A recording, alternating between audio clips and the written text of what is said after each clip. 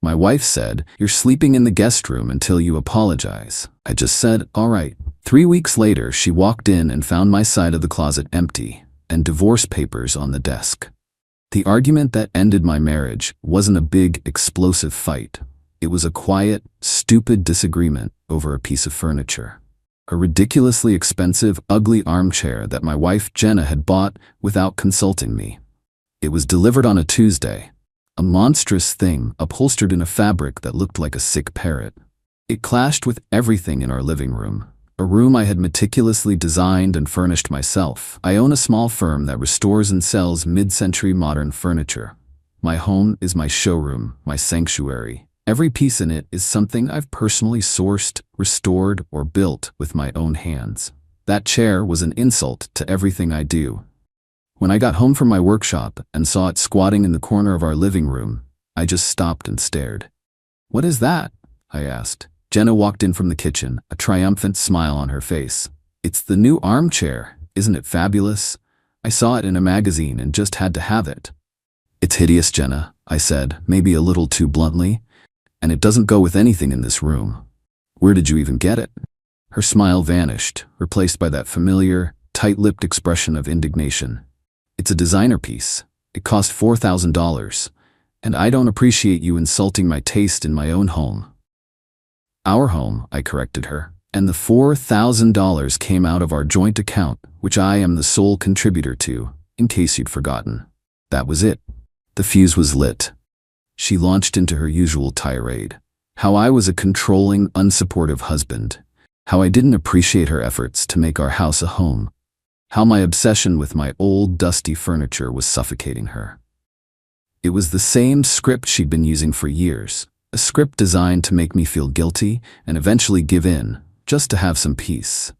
But this time, I didn't give in. I stood my ground. I told her the chair was a monstrosity and that it was going back. The argument escalated, a pointless, circular battle of wills that ended with her delivering an ultimatum, her voice shaking with rage. "Fine," she hissed.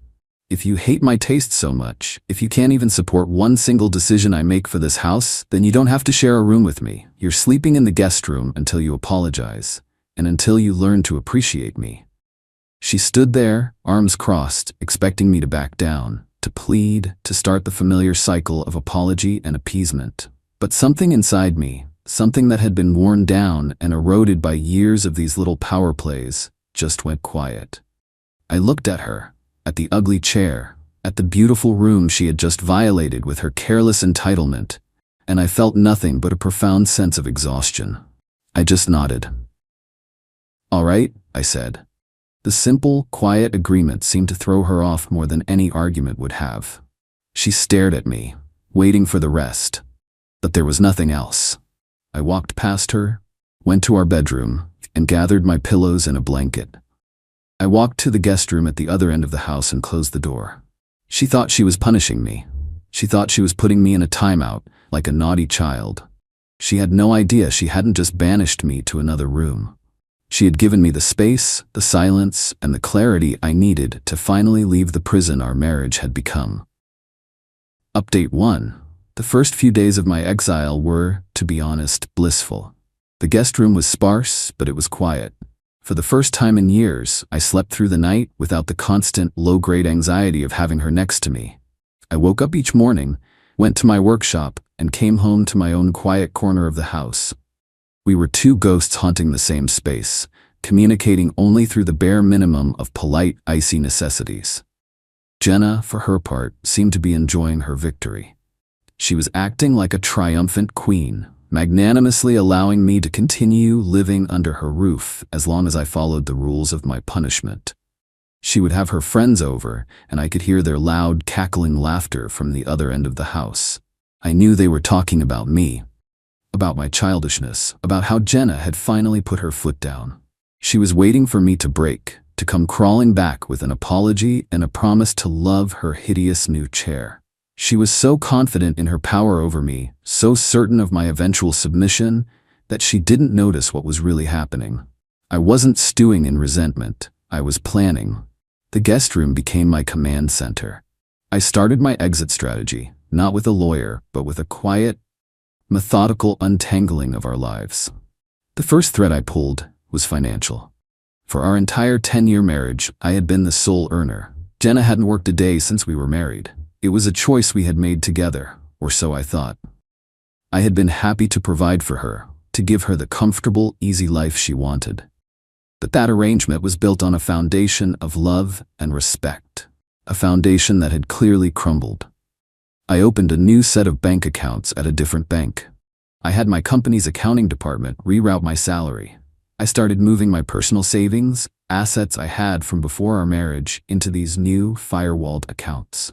I also hired a forensic accountant, a discreet professional who began a deep dive into our joint finances. I had a suspicion that Jenna's spending was far more reckless than I knew, and I needed a full accounting of the damage before I made my next move. The second thread was logistical. I started looking for a new place to live. Not an apartment, but a house. A place with a large workshop, a place that was entirely mine, a place where no one could tell me what furniture I was allowed to have. I spent my lunch breaks and evenings scrolling through real estate listings, making quiet calls to agents, and scheduling secret viewings. The third, and most critical, thread was personal. I started reconnecting with my own life, a life I had let atrophy over years of trying to appease Jenna. I called my brother, who I hadn't seen in months because Jenna found his wife annoying. I had dinner with old college friends, the ones Jenna had dismissed as boring. I started spending more time at my workshop in the evenings, not just working, but rediscovering my passion for my craft, a passion Jenna had always treated as a messy, inconvenient hobby. For 3 weeks, I lived this double life. In the house, I was the quiet, chastened husband, sleeping in the guest room, eating my meals alone, politely coexisting with the woman who thought she was punishing me. Outside the house, I was a man systematically building a new future, a future that did not include her. The turning point came at the end of the 3rd week. The forensic accountant sent me his final report.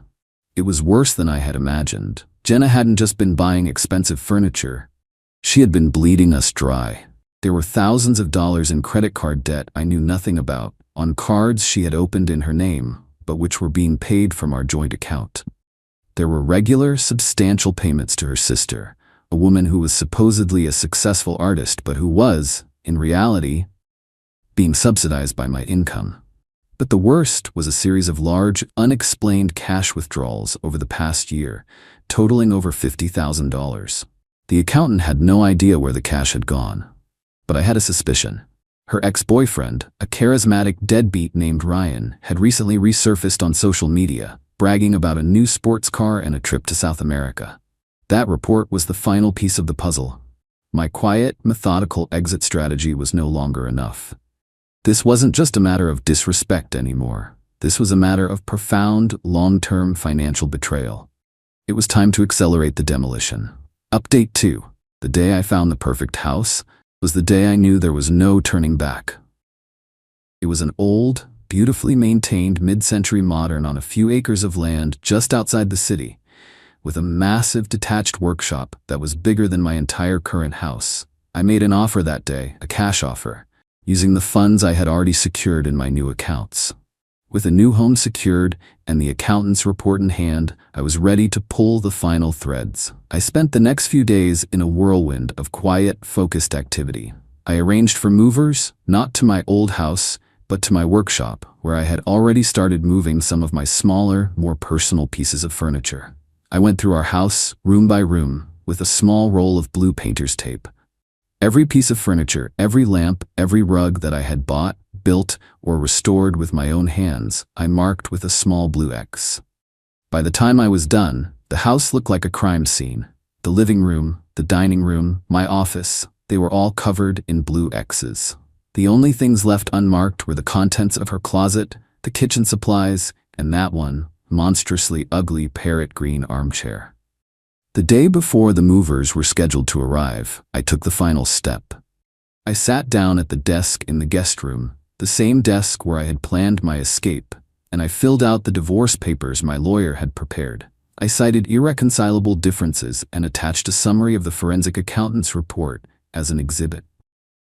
The next morning, I was up before dawn. The moving truck arrived at 7 a.m.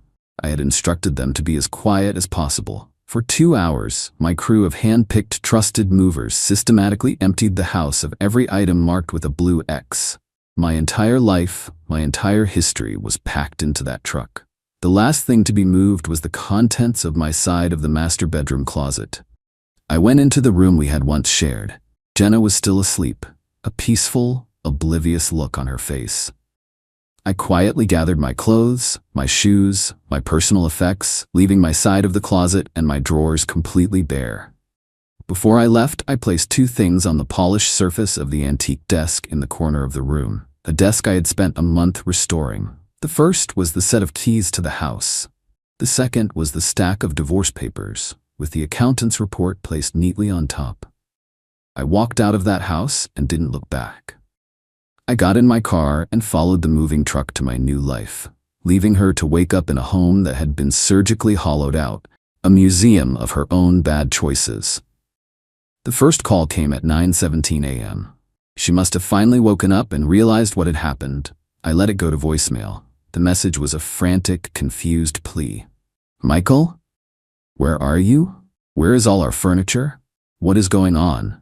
The second call came a few minutes later, after she had undoubtedly found the papers on the desk. This one was not confused. It was pure, unfiltered rage. She screamed, she cried, she threatened. She called me every name in the book. I listened to the message with a strange sense of detachment, then deleted it. Then came the calls from her family, that from her friends. I ignored them all. I had made my statement. There was nothing left to say. Final update. The 3 weeks she had banished me to the guest room were the most productive of my life. The year that has followed has been the most peaceful. The divorce was, as expected, a nasty, brutal affair. But it was a battle I was completely prepared for. Jenna, faced with the undeniable evidence of her financial infidelity, tried to pivot.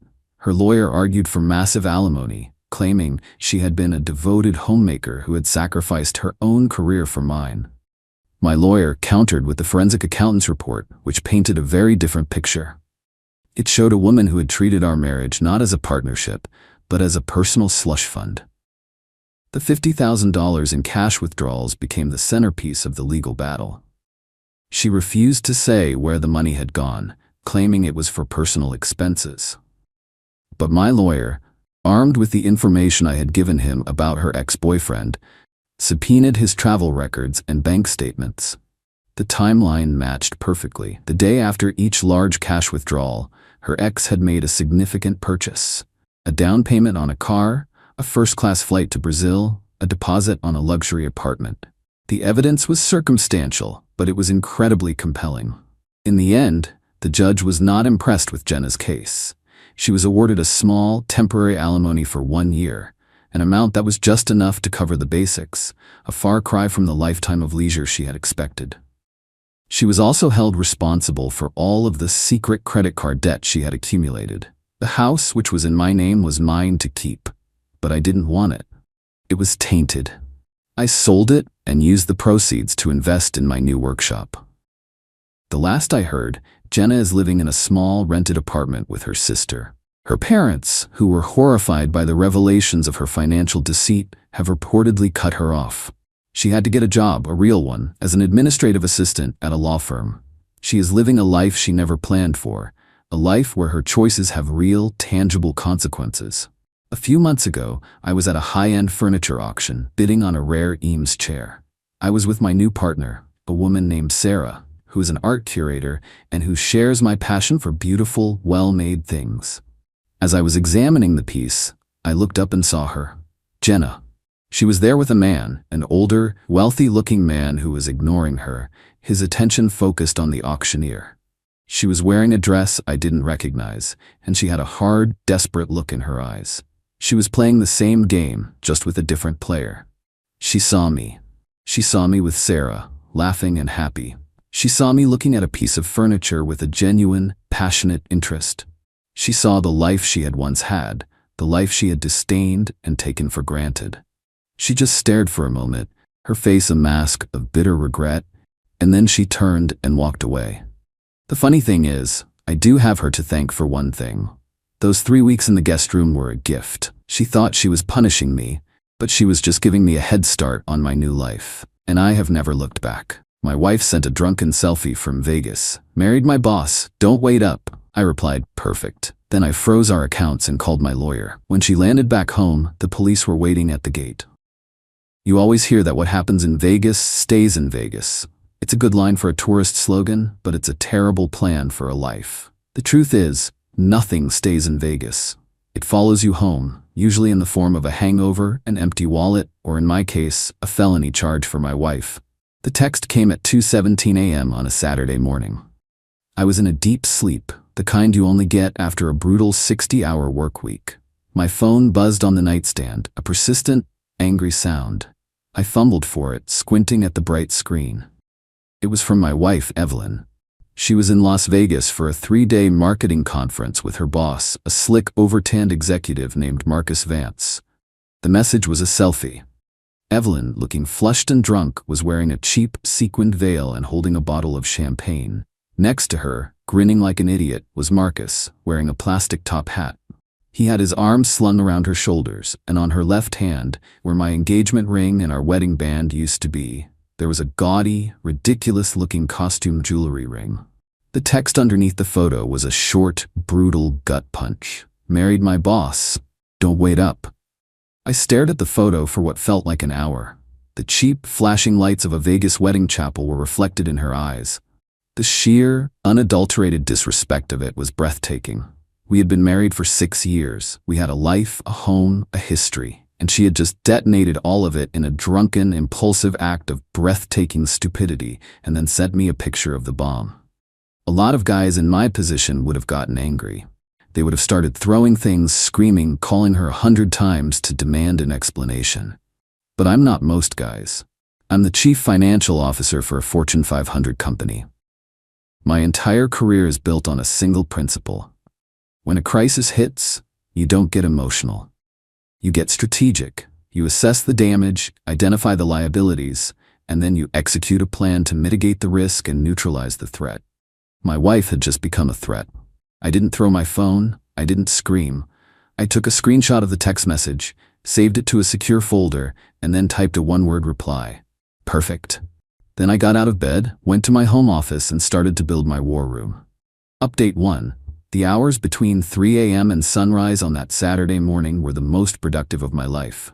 My first call was to my lawyer, not my usual corporate attorney, but my personal one, a man named Simon Reed. Simon is a shark, a man who specializes in the kind of high-asset, high-conflict divorces that make headlines. I woke him up. He wasn't happy about it until I explained the situation. She sent you a photo? He asked, his voice suddenly sharp and awake. And a text message admitting to it? Yes, I said. I have it saved.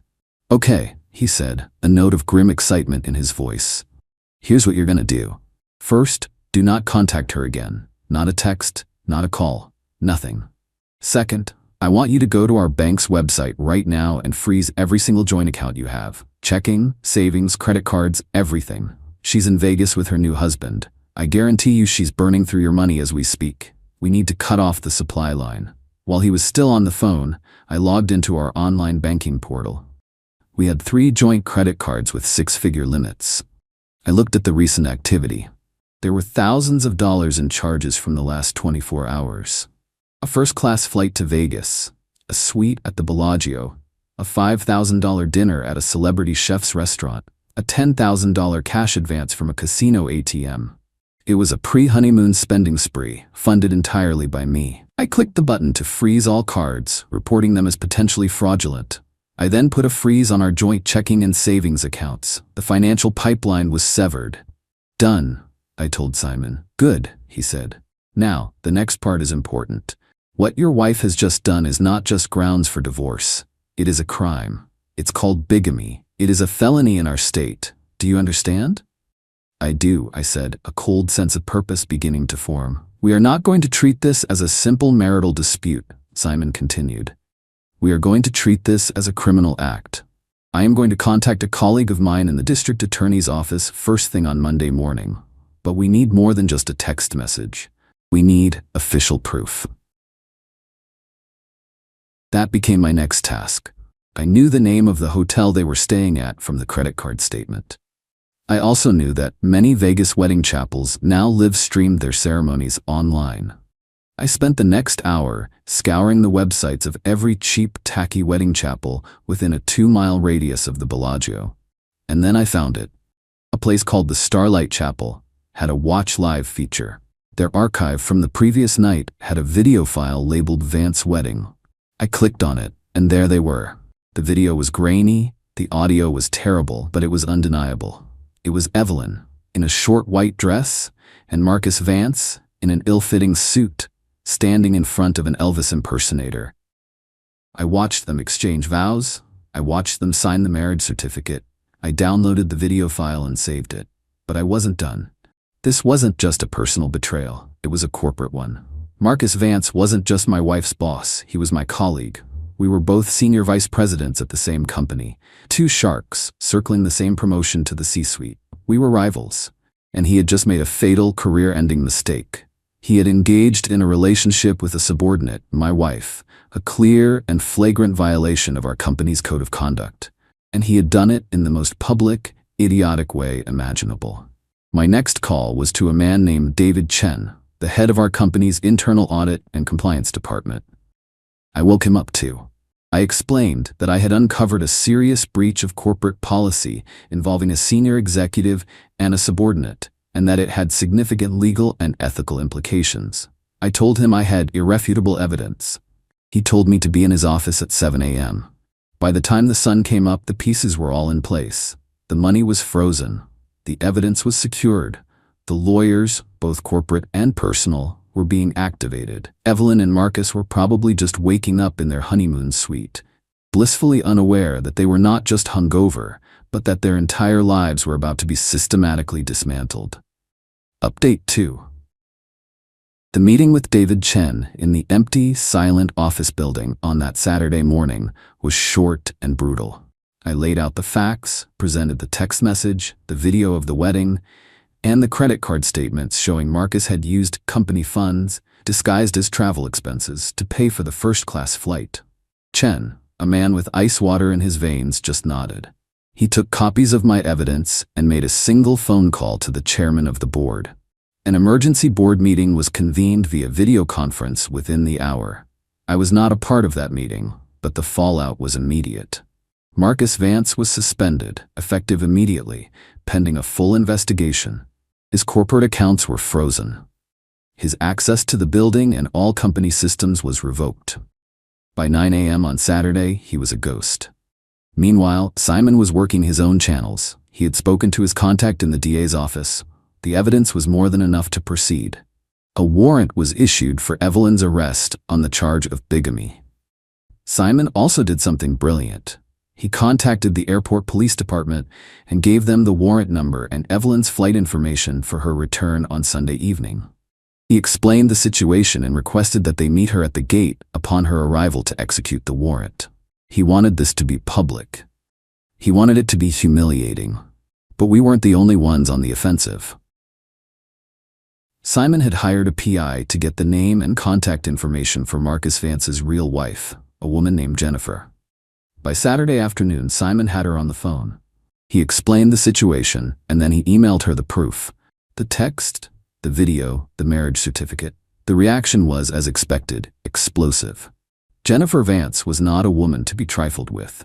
She was from a wealthy, powerful family, and she immediately hired the most ruthless divorce attorney in the state. She also, it turned out, had a flair for the dramatic. She told Simon she would be at the airport on Sunday night to welcome her husband home. The rest of Saturday and Sunday were a strange, surreal waiting game. My phone was a constant barrage of frantic, unanswered calls and texts from Evelyn. The freeze on the accounts had clearly hit. Why aren't my cards working? Did you cancel everything?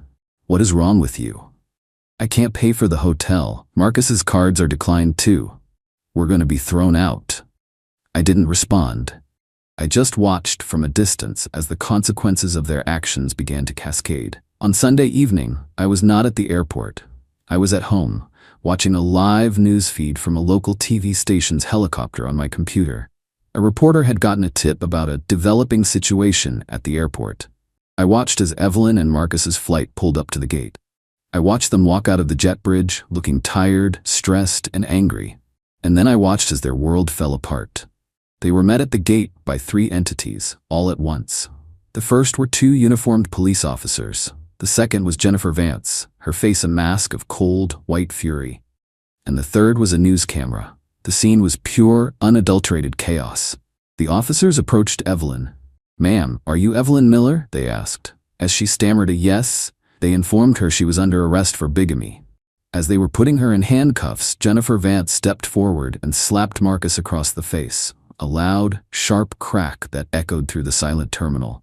"Congratulations on the wedding, you cheating piece of filth," she screamed, as the news camera zoomed in on Marcus's stunned, red-cheeked face.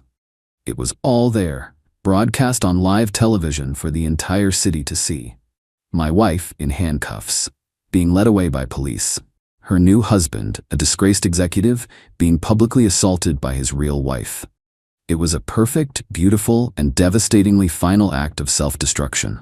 And all I had to do was send one perfect text message and let the dominoes fall. Final update. It's been a year.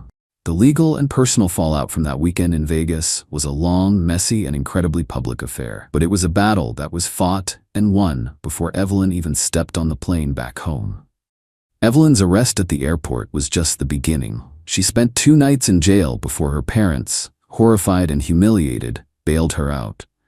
She was facing a felony charge, and she had no money, no job, and no allies. She tried to argue that the wedding was a drunken joke, but the signed marriage certificate, the video, and her own text message made that an impossible defense. In the end, to avoid prison time, she pleaded no contest to a lesser misdemeanor charge. She was sentenced to 2 years of probation, a hefty fine, and 200 hours of community service. Our divorce was swift and brutal. The bigamy charge gave me absolute and total leverage. The divorce decree was a document of complete and total surrender on her part. She waived all rights to alimony, to my assets, to my retirement accounts, to everything. She walked away with nothing but her personal belongings and a criminal record. Marcus Vance's fate was equally grim. He was fired from our company for gross misconduct. His divorce from Jennifer was one of the most expensive in the state's history. She took him for everything. The house, the cars, his investment accounts, everything. The last I heard, he's working as a mid-level manager at a small, no-name company, a pathetic shadow of his former self. The company, in the wake of the scandal, underwent a major restructuring. The board, impressed with my decisive and ethical handling of the crisis, promoted me. I now hold the C-suite position that Marcus and I were both vying for. Evelyn, after the divorce, was a ghost. Her parents, pillars of their community, were so deeply ashamed that they reportedly gave her an ultimatum: move to another city and start over, or be completely cut off. She chose to move. She's living somewhere in another state now, working an entry-level job, trying to rebuild a life from the ashes of the one she so carelessly burned down. I saw her once, about 6 months ago. I was on a business trip, walking through an airport in a city I rarely visit. I saw a woman who looked vaguely familiar, working at a coffee kiosk. It was her. She was wearing a stained apron and a paper hat, her face pale and tired. She didn't see me. I just kept walking. My revenge was not born of rage. It was a simple, logical execution of consequences. She and her boss thought they were playing a game, a secret, thrilling game of infidelity and corporate ladder climbing. They didn't realize they were playing it against a man whose entire life is about understanding the rules and using them to win. They sent me a picture of their victory. I simply sent them the bill.